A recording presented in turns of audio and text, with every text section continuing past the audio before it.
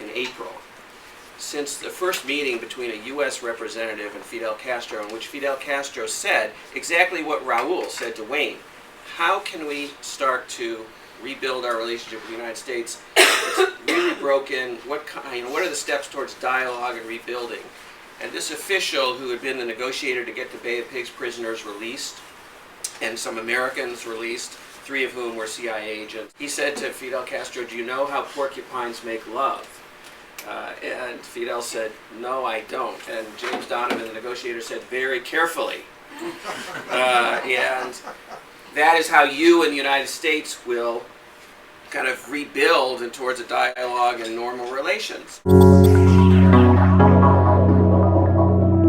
The voices in Washington are dominated by Robert Menendez and Ileana and the Frank Calzones of the world and money there. And some of it's been worse. I mean, there was a time when Jorge Mascanosa ran this town on Cuba. But people like Menendez are very difficult to overcome, particularly now that if he survives, he's chairman of the Foreign Relations Committee.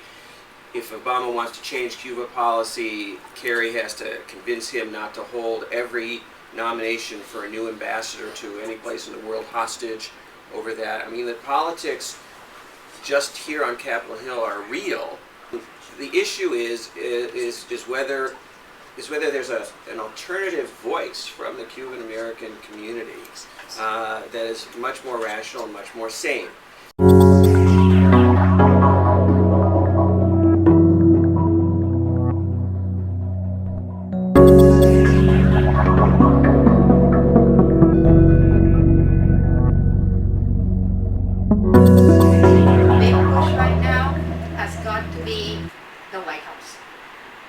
That if we can find a way to convince the White House that the way to go is to keep going, like they seem to be for a while and then it stalled, that we could accomplish a lot. The strategy is going to be for you guys to be able to get your message directly to people who are making policy. Build a relation with Ricardo Zúñiga at the White House. Somehow be able to get in to see Roberta Jacobson. These are not easy things.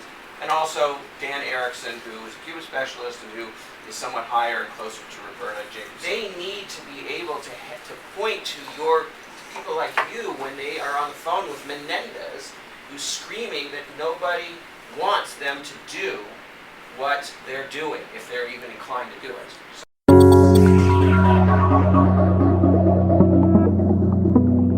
Send messages to the Cubans that we're going to try and use the second term of the Obama administration as an opportunity to change this dynamic. We need to create a sense in Cuba that there is potential and that they maybe should think about the opportunity themselves, including letting Alan Gross out in that context, to help that context to respond to that movement. If we can do that, if we can focus on getting Cuba off the state-sponsored terrorist list. That's incredibly important, and that doesn't take an act of Congress. No. At all. At all. Focus on the president directing OFAC to make people-to-people a general category. Tremendously important. There are so many things that can be accomplished.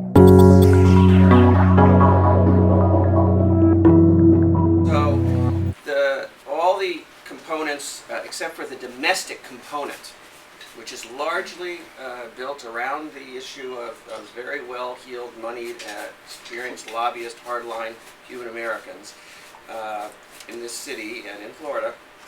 All those components have changed in those 50 years. And eventually, within just a short period of time, there won't be the original Castro leadership anymore.